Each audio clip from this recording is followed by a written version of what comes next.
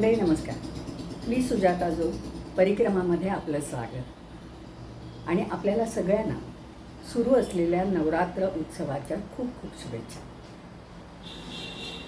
मंडळी, सगळ्या सार्वजनिक ठिकाणी आणि देवीच्या मंदिरांमधून आणि घरोघरी सध्या देवी आईची पूजा चालू आहे, उत्सव चालू आहे. घराघरात आरत्या, देवळामध्ये गर्दी देवीची ओटी भरण्यासाठी, असं सगळीकडे सगळं खूप चैतन्य आणि उत्साहाचं वातावरण आहे.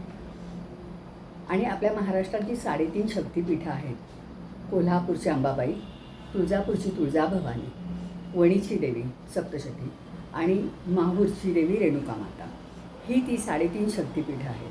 त्यापैकी वणीचं जे शक्तिपीठ आहे ते अर्धपीठ मानलं जातं. तर अशा 3.5 शक्तिपीठांमध्ये खूप मोठ्या प्रमाणावर उत्सव चालू आहे. तुळजापूरचा जो उत्सव आहे, भवानी मातेचा तुळजापूरचा तुळजाभवानीचा जो उत्सव आहे, ते नवरात्र फक्त 9 दिवस नसतं, ते 21 दिवस चालतं. बाकीच्या ठिकाणी 9 दिवसाचं नवरात्र असतं. त्यानंतर कोल्हापूरचं जे नवरात्र असतं, नवरात्राव्यतिरिक्तसुद्धा कोल्हापूरला कायम देवीचा जसा काही उत्सव आहे असं चालू असतं. रोज शास्त्रोक्त पद्धतीने तिची पूजा, जवळपास 20-25 कर्मचारी तिथे कामासाठी आहेत. पूजा होते दररोज. त्यानंतर दर शुक्रवारी देवीची पालखी निघते. ते शक्तिपूजा किंवा मातृपूजा आपण म्हणूया त्याला, हे फार पूर्वापार चालत आलेलं आहे आपल्या संस्कृतीमध्ये. समर्थांनी जी अश्विन शुद्ध पक्षी अंबा बैसली सिंहासनी ही आरती लिहिली आहे, त्याच्यामध्ये पहिल्या कडव्यातच ब्रह्मा विष्णू रुद्र आईचे पूजन करीती हो, हे जे 3 देव आहेत ते मुळात देवीची पूजा करत आहेत, शक्तीची उपासना करत आहेत, शक्तीला मागतायत आपल्यासाठी, आपल्या मदतीसाठी कायम शक्ती. कारण शक्ती जर नसेल तर कुठलंही कार्य होणार नाही. अशा पद्धतीने देवीची पूजा ही फार पुरातन काळापासून आपल्याकडे चालत आली. तरी पण थोडं बघूया की शक्तिपीठं कशी निर्माण झाली. ज्यावेळी याची दक्षाची मुलगी सती हिने महादेवाशी शंकराशी विवाह करण्याचं ठरवलं, तेव्हा दक्षाने तिला विरोध केला. तरीसुद्धा सतीने शंकराशी विवाह केला. त्यानंतर मग दक्षाने सतीशी संबंध तोडले. मग एकदा यज्ञ करायचं ठरलं. त्या यज्ञामध्ये दक्षाने सगळ्या लोकांना बोलवलं, सगळ्या नातेवाईकांना, सगळ्या जावई मुली पिली सगळ्यांना बोलवलं. फक्त सतीला आणि शंकराला त्यांनी बोलवलं नाही. स्वाभाविक आहे, आपल्या वडिलांनी आपल्याला बोलवलं नाही म्हटल्यावर सती तर चिडणार. ती जाब विचारायला निघाली. शंकराने तिला थांबवलं आणि म्हणाले की नाही, तू नको जाऊ, उगाच वाद कशाला वाढवायचा. तर तरी ती म्हणाली की नाही, मी जाणार आणि मी त्यांना हा जाब विचारणारच. ती तिथे आली त्यांच्याकडे. आल्यानंतर तिने चांगल्या शब्दात विचारलं की तुम्ही सगळ्यांना बोलवलं, मलाच फक्त का नाही बोलवलं तुम्ही? मला आणि माझ्या नवऱ्याला तुम्ही बोलवलं नाही. त्यावर दक्षाने आता शांत बसावं. दक्षाने शंकराबद्दल खूप वाईट अपशब्द बोलायला सुरुवात केली. ते ऐकल्यानंतर सतीचा राग खूप अनावर झाला. तिने त्या यज्ञकुंडामध्ये उडी मारली आणि स्वतःला झोकून दिलं त्याच्यामध्ये. हे ज्यावेळी शंकराला कळलं तेव्हा शंकर क्रोधायमान झाला खूप, आणि अक्षरशः थैथयाट म्हणतो ना तसा त्याने केला. तो त्या यज्ञाच्या ठिकाणी आला आणि सगळ्यात आधी त्यांनी दक्षाचं मुंडकं उडवलं. त्यानंतर ती पार्वतीची, सती रूपातली पार्वतीची यज्ञकुंडात होती, तिचं कलेवर त्याने असं हातात घेतलं आपल्या हातावर आणि तो संतापाने असा फेऱ्या मारायला लागला पृथ्वीवर. आणि त्यातच जसं काही तांडव सुरू झालं, पृथ्वी कंपायमान झाली, हादरली. त्यावेळी विष्णू आणि सगळ्या देवांनाही भीती वाटली की आता काय होणार, या पृथ्वीचा नाश होणार. हा जर असा नाचत राहिला, तांडव नृत्य करत राहिला तर कसं होईल. त्यामुळे विष्णू पुढे आले आणि आपल्या आता याला थांबवायचं कसं. शंकर काही थांबण्याच्या परिस्थितीतच नव्हता, इतका चिडलेला होता तो. मग विष्णूंनी आपल्या हातातल्या सुदर्शन चक्राने ती जी सती त्याच्या हातामध्ये ते कलेवर होतं त्यातला एक अवयव सुदर्शन चक्राने त्यांनी कापून टाकायला सुरुवात केली, तुकडे करायला सुरुवात केली. डोकं, हात, पाय वगैरे असे. शंकर फिरतच होता, तर ते फिरत असताना तो कापत होता. विष्णू कापत होता आणि शंकर दोघंही एकमेकांच्या ह्याच्यात फिरत होते. म्हणजे सुदर्शन चक्र फिरत होतं आणि सतीच्या अंगाचे तुकडे तुकडे सगळीकडे विखुरले जात होते, पडत होते. असं करता करता ते तुकडे ज्या ज्या ठिकाणी पडले त्या ठिकाणी ही सगळी शक्तिपीठं निर्माण झाली. आणि शक्तिपीठं जी निर्माण झाली त्यांची संख्या वेगवेगळ्या पोथ्यांमध्ये वेगवेगळ्या ठिकाणी वेगवेगळे आकडे सांगतात. पण सामान्यपणे 51 शक्तिपीठं मानली जातात. त्या 51मध्ये 42 शक्तिपीठं आपल्या भारतात आहेत, 3.5 तर आपल्याकडे आहेत. त्यानंतर 2 नेपाळमध्ये आहेत, 4 शक्तिपीठं बांगलादेशमध्ये आहेत, 1 शक्तिपीठ पाकिस्तानात आहे. पाकिस्तानात जे शक्तिपीठ आहे ते अशासाठी महत्त्वाचं वाटतं मला, की तिथे सतीचं शिर पडलं आहे. आता शिर सगळ्यात महत्त्वाचा म्हणता येईल असा अवयव म्हणजे शिर.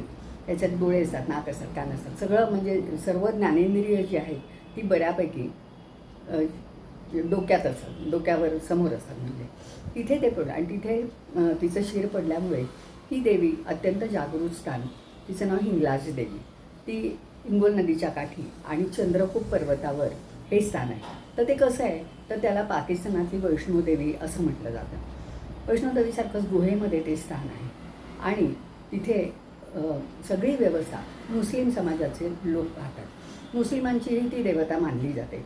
ते तिला नानी पीर म्हणतात, नानी. आणि तिचा उत्सव ते नवरात्र असेल किंवा एरवी असेल ते तिची पूजा करतात. तिला लाल वस्त्र चढवतात, अत्तर लावतात, दिवे लावतात, असं सगळं, मेणबत्ती म्हणजे असं सगळं करून ते तिचे सेवा करत असतात मुसलमान लोक. तर सगळ्या जगभरातून हिंगलाज देवीच्या दर्शनासाठी खूप लोक जातात. भारतातूनही खूप लोक तिथे जात असतात. पूर्वी तिथे कशी प्रथा होती, जवळजवळ 10 फूट लांबीचं पेट्या निखाऱ्यांचं आपण म्हणतो ना, पायघड्या निखाऱ्यांच्या अशा त्या घालत असत. आणि ते ज्याला काहीतरी नवस बोलायचं आहे त्यांनी त्या निखाऱ्यांवरनं चालायचं. पण देवीची लोकांची अशी श्रद्धा होती की देवीचं जर आपल्यावर कृपा असेल तर आपले पाय भाजणार नाहीत, जळणार नाहीत आणि लोक त्याच्यावरून त्याला चूल म्हणतात, चूल. तर चूल घालणे हा प्रकार होता पूर्वी. तर आता तो बंद झाला आहे, आता तो कोणी करत नाही, फार अमानुष प्रकार आहे तो खरं तर. त्यामुळे तो बंद झाला आहे, खूपच बरं झालं. खूप लोक तिथे दर्शनार्थी येतात, पूजापाठ चालू असतात, हिंदू लोक जातात, मुस्लिम लोक जातात. तर पाकिस्तानात असूनसुद्धा अनेक लोक तिथे दर्शनासाठी येतात. मला हे खूप छान वाटतं की देवादिकांच्या बाबतीत ज्या भौगोलिक मर्यादा आहेत किंवा तिथली सरकार आहे तीसुद्धा या धार्मिक श्रद्धांना लोकांच्या खूप चांगल्या प्रकारे पाठिंबा देतं, प्रोत्साहन देतं. तर हे लोक जे जातात त्यांना तिथला परमिशन, विसा वगैरे काढावा लागत असणार, तो सगळा मिळतो त्यांना. मध्यंतरी एक पोस्ट आली होती की जोशी नावाच्या एका व्यक्तीची होती ती, त्यांचं नरसिंह कुलदैवत, तर त्याचं एक स्थान पाकिस्तानात एका ठिकाणी होतं. हे त्यांना कळल्यानंतर त्यांनी पाकिस्तान सरकारशी पत्रव्यवहार केला आणि त्यांनी परवानगी मागितली की मला आमचं कुलदेव आहे तिथे, तर त्याच्या दर्शनासाठी आम्हाला जायचं आहे, मला परवानगी द्या. आणि पाकिस्तान सरकारने त्यांना ती परवानगी दिली होती आणि ते जाऊन आले होते. असा अनुभव त्यांनी एका पोस्टमध्ये लिहिला होता, तो पण मी वाचला होता. त्यामुळे मला असं वाटतं की आता भौगोलिक मर्यादा असतील किंवा राजकीय एकमेकांमधले हे वेदेव असतील, ते श्रद्धांच्या आड अजून तरी आलेले मला फारसे दिसले नाही. त्यामुळे त्या बाबतीत खूप छान वाटतं हे वाचत असताना, ऐकत असताना. तर अशा प्रकारे जी शक्तीची आराधना भारतामध्ये केली जाते किंवा सर्वत्र केली जाते, शक्तिरूप. आता दुर्गा सप्तशतीचं सप्तशतीचं जो पाठ आहे, अनेक घरांमध्ये तो पाठ वाचला जातो. प्रत्येक घरातली प्रथा वेगळी असते. काही ठिकाणी रुजवण घालतात देवीच्या पुढे, ते रुजवण म्हणजे धान्य पेरतात आणि 10व्या दिवशी ते धान्य उगवून आलेलं असतं चांगलं. काही ठिकाणी एक फुलोरा नावाचा प्रकार असतो, त्याच्यामध्ये सगळे मैद्याचे सगळे देवीचे दागिने केलेले असतात खूपसे, ते तिला घातलेले असतात, बांधलेले असतात असे वर. त्यानंतर काही ठिकाणी नुसता दिवा आणि माळ. दिवा म्हणजे नंदादीप असतो, पहिल्या दिवशी लावला की तो शेवटच्या दिवसापर्यंत तो तेवत ठेवायचा असतो. आमच्या घरी काय होतं की अनेक फुटांची एक वात केलेली असायची, समईची वात, आणि दाभण असतो ना, त्या दाभण्याला ती गुंडाळायची आणि भिजत घालायची. आधी काही 1-2 दिवस भिजत घालायची तेलात. त्यानंतर ती वात, तो दाभण समईवर वात गुंडाळलेला असेल तो समईवर ठेवायचा आणि वात घालायची, वात पेटवायची. त्यानंतर जसजशी वात संपत जाईल तसं दाभणाची जी वात आहे ती सोडवत जायचं आपण, म्हणजे ती वात बदलायची वगैरे काही प्रश्न येत नाही. तर अशा प्रकारे लोकांनी वेगवेगळ्या पद्धतीने नवरात्र साजरं होतं. गुजरातीमध्ये गरबा आहे, राजस्थानमध्ये आहे, पण असं वेगवेगळ्या ठिकाणी सगळी देवीची आराधना. आणि देवी मा सबकी करेगी, सगळीकडे हा प्रकार आहे. आमच्या गावाला विरारला आमच्याकडे जीवदानी नावाची देवीचं जागृत देवस्थान आहे. आता ते आमच्या इथलं वाटतच नाही, इतकं त्याच्यामध्ये बदल झाला आहे. खूपच सगळं बदलूनच गेलं आहे तिथे, म्हणजे विजेरी पाळणा झाला आहे वर जाण्यासाठी. पण पूर्वी तिथे ना मूर्ती नव्हती, आता देवीची मूर्ती बनवली आहे त्यांनी. पूर्वी असा तांदळा म्हणतो ना आपण, म्हणजे असा दगड असतो, तिथे होतं ते. आणि एका वेळी एकच माणूस जाऊ शकेल एवढी पाऊल वाट होती. पण आम्ही परीक्षेच्या आधी म्हणा किंवा परीक्षा झाल्या आम्ही दर्शनाला दरवर्षी एखादा आम्ही डोंगर चढून जात होतो. तशी देवीची जी जी स्थानं आहेत त्या स्थानांवर सध्या खूप मोठ्या प्रमाणावर उत्सव चालू आहे. आणि स्त्री शक्ती देवीची अनेक रूपं, आता मी दुर्गा सप्तशतीमधले काही फोटो काढलेत, ते मी आता याच्यानंतर तुम्हाला मुद्दाम दाखवणार आहे. त्याच्यामध्ये रक्तबीज, आता त्याच्यामध्ये द्वितीयेचे दिवशी मिळती 64 योगिनी.